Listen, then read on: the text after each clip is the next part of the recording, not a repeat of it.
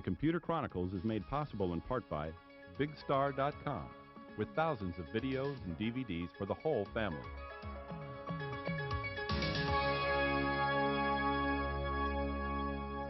Hi, and welcome to the Computer Chronicles. I'm Stuart Chaffee.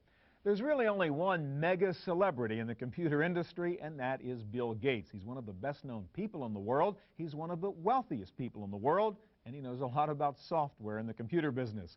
He's also a bit of an enigma. It's hard to get a handle on what kind of guy he is. He seems a geek in some ways, a ferocious competitor in other ways. We recently had the unique opportunity to tape an exclusive interview with Gates. He was unusually relaxed and provided more insight than usual into how he thinks. Obviously, one thing Gates has been thinking about a lot these days is the Justice Department's antitrust suit against Microsoft. What is ironic about the charges of invincible monopoly against Microsoft is that Bill Gates seems to really believe that his company, far from being immune from competition, is very vulnerable to it. Beyond believing in software, if there's a second fundamental part of the Microsoft culture, it's to say to ourselves, is this the day that we're being eclipsed? I mean, you know, we lived through IBM being eclipsed. We lived through Wang being eclipsed. I grew up using digital computers. I worshiped digital. I thought, oh wow, someday I'm going to meet Ken Olsen. But by the time I met him, he wasn't really Ken Olsen anymore. We are in the customer feedback loop. We're seeing our shortcomings all the time. You know, the support call that takes 2 hours, the opaqueness of our interface. We are very good at giving ourselves a hard time about, you know, the things that we're going to have to fix to be able to stay around and play a role. During a speech prior to that interview, Gates talked about the risk of failure for Microsoft and the steps he takes to make sure the company doesn't fail. You know, about a decade ago, people would always send me mail saying, we won a certain account. And I'd think, well, okay, they sent me one piece of mail, so we won one account. Did we lose every other account? Because they never sent me mail about the accounts we were losing. So I laid down a rule that you have to send bad news in equal measure with good news. You just can't send me only good news. You also have to tell me what things we may have to change. Because bad news is 100 times more actionable than good news. You don't cancel appointments or change priorities based on good news. And certainly in the world of technology, take every technology company that failed. Their sins, their big mistakes, were all made in the years of their greatest profitability. And so we have to magnify every little thing that happens and try and see, is that a trend? Is there something we can learn from it? Do we need to change direction to being more on top of things?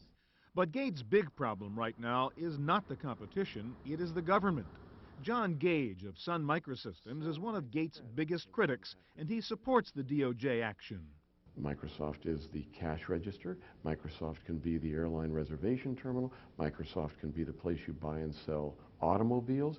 Microsoft can threaten every insurance company. Microsoft's at this monopoly position far more pervasive than Standard Oil ever was, because the entire economy now depends upon these things working. That's the reason that the suit by the United States government is so important about business behavior, nothing to do with technology or innovation. David Kirkpatrick of Fortune magazine says there is a growing body of evidence against Microsoft. There is an increasing body of opinion, and government says evidence, that they have actually broken the law in the way they compete, and that they have used illegally heavy-handed tactics in, forcing people to exit from businesses that inconvenience them, and using their dominance to pressure companies to withdraw products or to slow down development or change development. If that's proven, I believe it ought to be stopped. While the immediate threat to Microsoft is the antitrust action, there is a growing sense that Microsoft and Gates really are at risk, not because of the government, but because of changes in computer technology.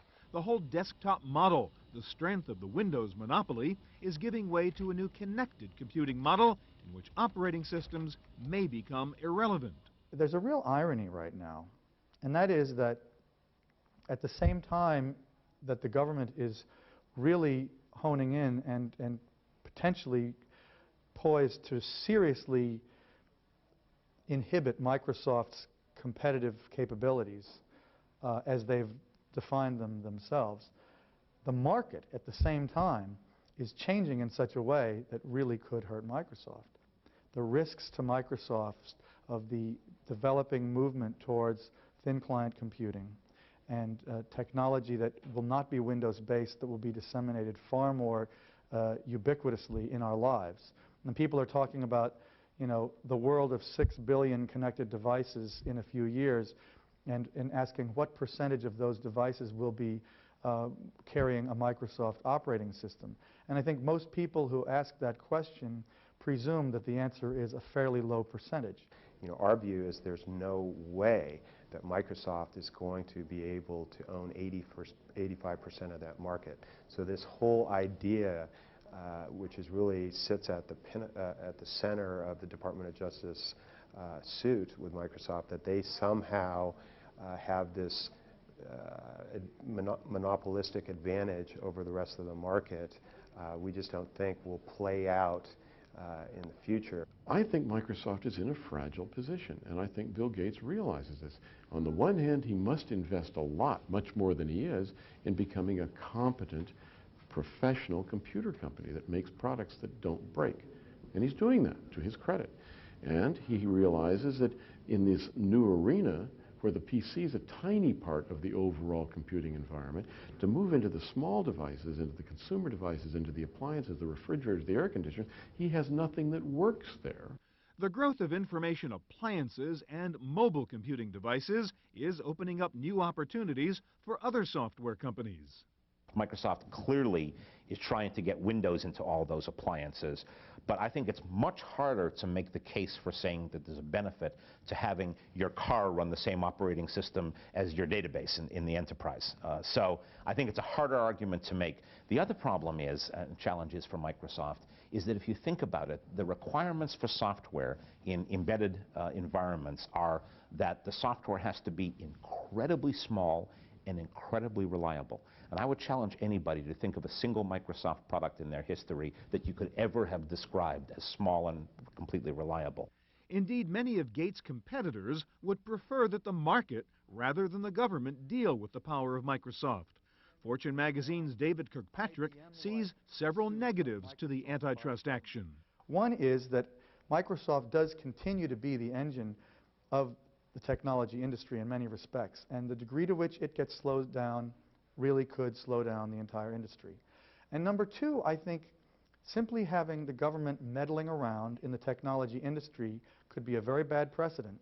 Frankly, you know, many people say that companies like Netscape have also done similarly heavy-handed things. Oracle, IBM, SAP. There are a number of very powerful companies in this industry that have been accused, rightly or wrongly, of using their dominance in unfair ways. It's anybody's guess as to what the outcome of all of this will be, but David Kirkpatrick thinks whatever the outcome, Microsoft and Bill Gates will never be quite the same after this. Bill is spending a lot of time thinking about what the Justice Department is doing, and he's spending an awful lot of time being deposed and strategizing inside his company, and I think he's finding it an enormous distraction, and he's annoyed by it tremendously. My suspicion is that it's going to really make a big difference for Microsoft, and he doesn't really want to think about how big of a difference it may make. Bill Gates does realize he's in a risky business, but he says he likes it that way. If you want to be safe, this is the wrong business to be in. I think the reason most of us are in this business is because things do change, and it's very interesting, and no one, not Microsoft, not Intel, not anyone, has a guaranteed position. Unless you adopt your products, keep hiring the great people, you know, you're not going to be there. You know, it's not like Coca-Cola where you can say, okay, will people be drinking it 20 years from now? Maybe so.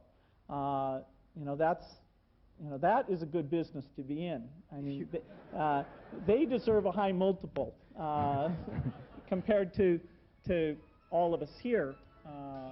You know, because we're in a business where when you can surf, it's a beautiful thing, but you can fall off the wave very quickly.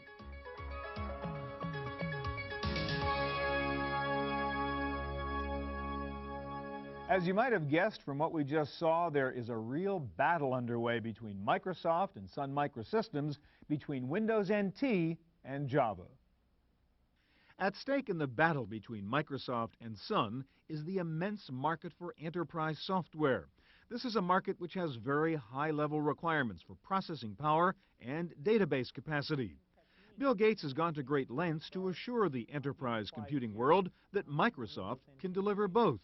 The biggest database server on the internet today is one that we put up to show that we could do 1,000,000 times 1,000,000 characters of storage. In the world, there are less than 20 databases of that size. In fact, we couldn't even think, where are we going to get a database of that size? And it's dramatically more than all the text on the internet. It's dramatically more than every stock transaction that's ever taken place on every stock exchange in the history of the globe. It's actually about 20 times that much. Moving up on symmetric multiprocessing to use more processors per system. We'll go from the 4, 8, or 16 you see today and using non-uniform memory addressing architecture, NUMA, approaches go up to at least 128 processors per system. And then, of course, we'll cluster those systems together, which is not only a scalability technique, but a reliability technique to create very, very large systems that will be able to deal with literally tens of billions of transactions. And today, there's no company that needs more than about 200 million transactions a day. So we'll be able to be a couple of orders of magnitude ahead of current day requirements. The vehicle for delivering this new power is Windows NT 5.0, now renamed Windows 2000, the much-awaited upgrade to the current version of Windows NT. But it has had its problems and its bugs and its delays. If I can ship NT5 1 month sooner, I'll pay an extra 100 million. I mean, that's worth a lot to me. That extraordinary comment by Bill Gates set off a flurry of discussion about why 1 month of the new Windows NT was worth $100 million to Gates. The reason NT is such an important product for Microsoft, in my opinion, is that they really are threatened at the end client level, at the user device level, and that the world really could move away from their model. This is a company that was started with the vision of a computer on every desk and in every home running Microsoft software. And they've gotten pretty close to that. But if Palm Pilot is the device of the future, and little portable smart cell phones are the devices of the future that will not necessarily be running Windows, their future profits may come more from server products, products that are at the core of the network computing architecture as opposed to at the periphery of the computing architecture. And if that's true, then NT is the product that is their future. There is a fundamental disagreement on what the model should be for large enterprise software.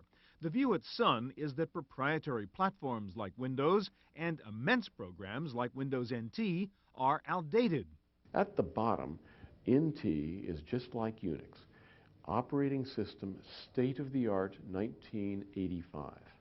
That's when threads were first introduced, little tiny ways of doing things that were very lightweight. That's at the core of NT. It's the core of Unix now.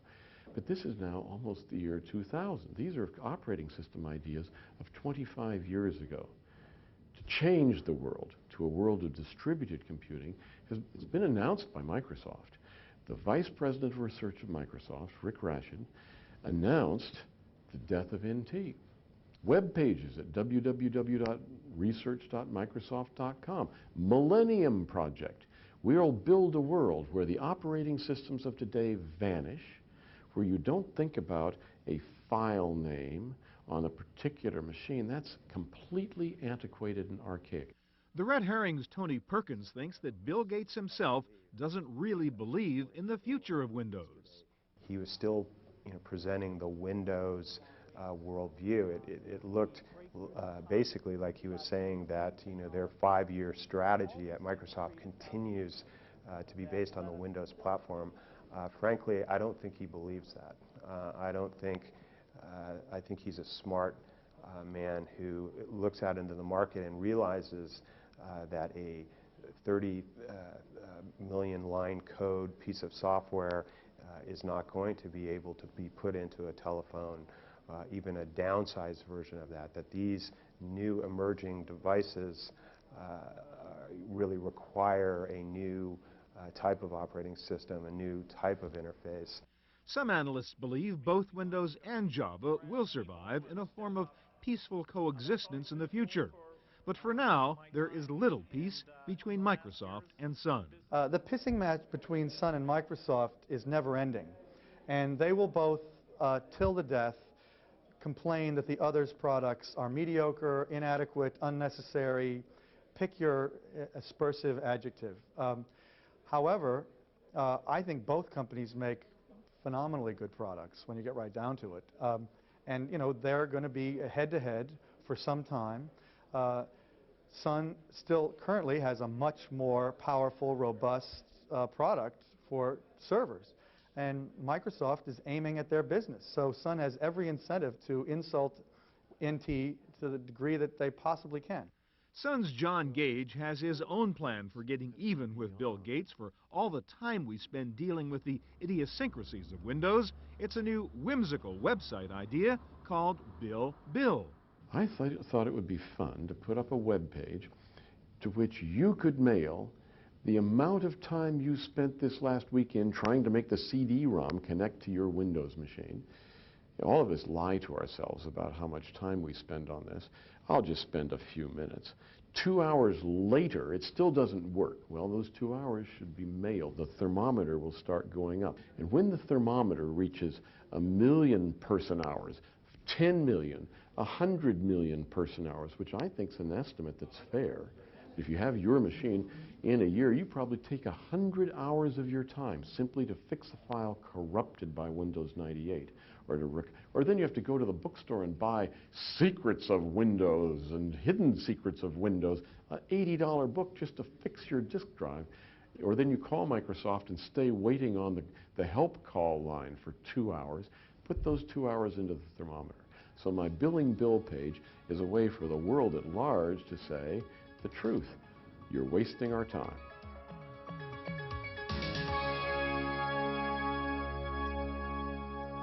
So what is the future for Microsoft and Bill Gates? Are they an unbeatable monopoly or a vulnerable, old-fashioned software company? Bill Gates thinks that Microsoft has just begun to tackle the problems of making great software. Computers today, you will look back on these things as pretty bad. They don't see, they don't listen, they don't speak, they don't learn. They are cryptic. I mean, you could say everything we've done to date, which, you know, for a lot of people here is about 25 years of work, you could say it's a warm-up. It's certainly a warm-up in terms of the impact on society. It's certainly a warm-up in terms of the size of the business opportunity. And so it means that the next 25 years should be even more fun than the ones in the past. Even Gates critic John Gage thinks Microsoft is making some very good moves for the future and fixing some of the problems of the past. Microsoft today, in 1998, with wonderful programmers, some of the world's best, who have only been there a few years, when Butler Lampson from DEC, Gordon Bell from DEC, Alvy Ray Smith, when Jim Kojima, when the people that are the world's best programmers hired recently by Microsoft arrived, they found a group of amateur programmers who had never been fixing anything, paid very little money. They essentially gave a failing grade to all the people at Microsoft in the software divisions. There is some concern that Microsoft, with its very wealthy stock-optioned employees, could be getting a little fat and lazy, and that some of its better programmers might just want to call it quits. But Gates says he isn't concerned. I knew that a lot of people would retire when they got very wealthy. I'm actually surprised more haven't retired. And from time to time, there comes a person where we have to say, hey, you should retire.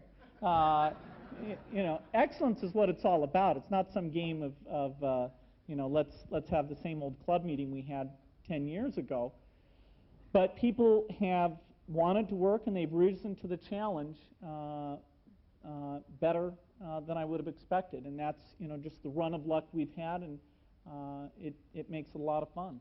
In fact, Gates says the financial success of Microsoft's employees means fun has to be one of the key motivators for the people who work there.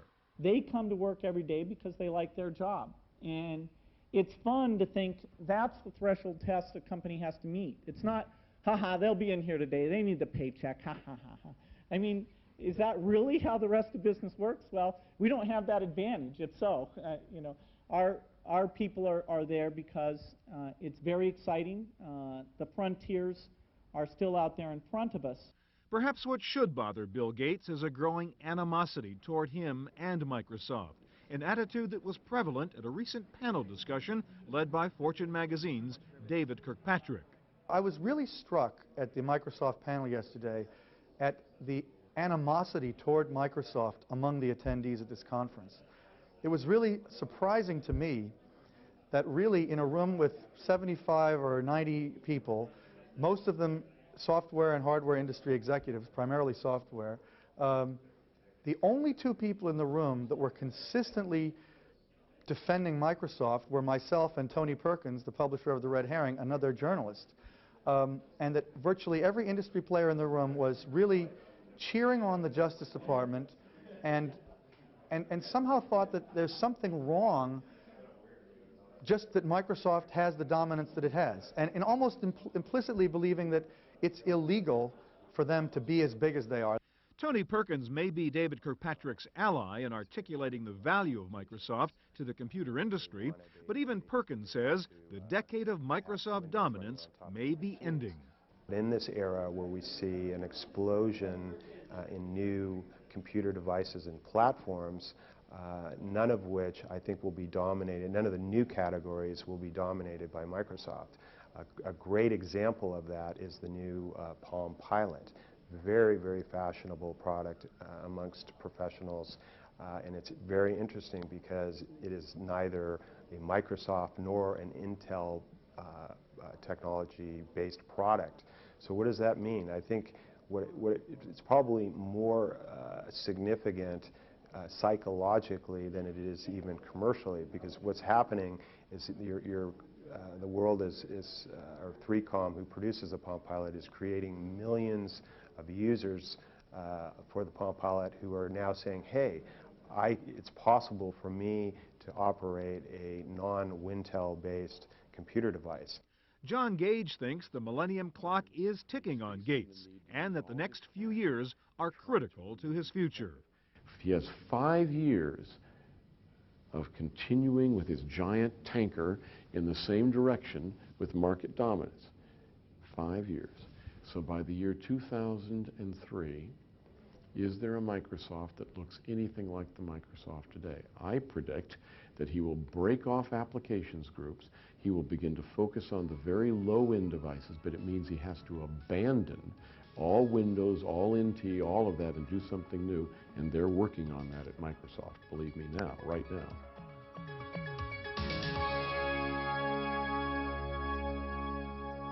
Well, we've looked at the complex world of Microsoft and the challenges Bill Gates faces in the next decade, but will Bill Gates be there to tackle those challenges? What does he see in his future? An even bigger Microsoft? More money? At any point in Microsoft's history, I saw a path that if things went well and we did a great job, to double the size of the company. And if anybody had said to me, but can you make the company 4 times the size, I would say, no, I don't think so. When we were 100 million, I would have said, I don't think we can get to 400 million. Or 400 million, I don't think we can get to 1.6 billion. And, you know, the higher you get, the further down there is to fall. It's pretty far at this point. And I have to say, I feel exactly the same way I've always felt. If things went extremely well, I can see how we get to double the size we are today. But I don't see any way, from where I'm sitting right now, since I'd actually have to do it, to get to 4 times our current size. And that doesn't bother me at all. I mean, you know, making a few billion here, a few billion there, it's okay. Alex View says we are seeing a new Bill Gates, a calmer, more mature Gates.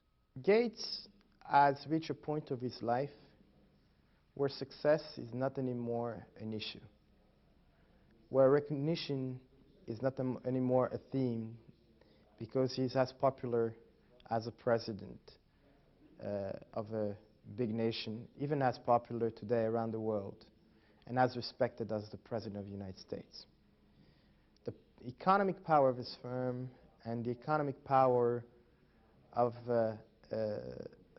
his personality, because he owns so much of Microsoft, supersedes everything else. And because of that, Gates has reached a point, the shores of calm and serenity. It's very interesting to see him now relaxed, because he knows that Bill Gates has eventually matured. But John Gage doesn't quite agree. He says Gates still acts occasionally like an adolescent. And it is that part of Gates' personality that drove Sun to sue Microsoft over their use of Java. So how do you change the behavior of a spoiled child? You either spank the child or you give the child candy. Well, so which direction were we going to take with Microsoft? We try both all the time. That's why we seem to be so strange in our dealing with Microsoft. Scott McNealy will attack Microsoft because that's the only way it seems to get their attention. And then with engineering, we worked very closely with Microsoft. They have wonderful engineers to work together to improve the technical capability of these systems. So we said, look, this time we're going to spank you. But even John Gage agrees that we are seeing a more mature and statesman-like Bill Gates, and this new Bill Gates seems to be going back to his roots, his love for software. I'm a specialist, and software is what I love, and so my life's work is at Microsoft, building great software. There is a question of when I should turn over the particular job title that I have today, CEO, to someone else. I can't imagine somebody who's 60 years old running Microsoft. I think it shouldn't be done. I can imagine a 60-year-old sitting around, helping out, maybe going back and writing a little code, being a nice guy. And I'm looking forward to it. Gates is, has been, and always will be a fierce competitor in life as well as in business. Perhaps a final insight into the mind of this man who rules the software world can be gleaned from this anecdote as relayed by David Kirkpatrick. Somebody here told me the story that they had once played ping pong with Bill Gates at his house and beat Bill 2 games in a row. And it was a party, a lot of his friends were there, and he came up afterwards to this guy with other people within earshot and said, "You humiliated me in front of my friends." And this guy's response was, "Well, get better," But the fact is, this is a guy that can't stand to lose at anything he does. Bill Gates is a complex man, a man with great power and a man with great responsibilities. He has certainly left his mark on the world. It remains to be seen whether it is a passing mark or a failing one. Thanks for joining us on this special edition of Computer Chronicles. Hope we'll see you here again next time. The Computer Chronicles is brought to you by BigStar.com, with thousands of videos and DVDs for the whole family.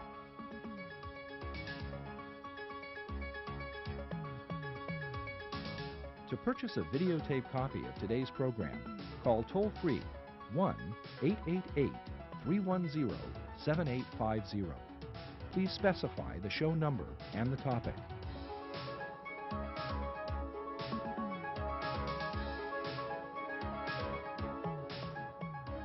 Next week on the Computer Chronicles, the best of Comdex. You'll see the new WebPad, a wireless appliance for surfing the web. Forget learning a foreign language. This new software can speak for you. This is the C Pen. It'll take notes for you and dump them into your PC. And consumer convergence has arrived with Avid Cinema for Windows. Coming up next week on the Computer Chronicles.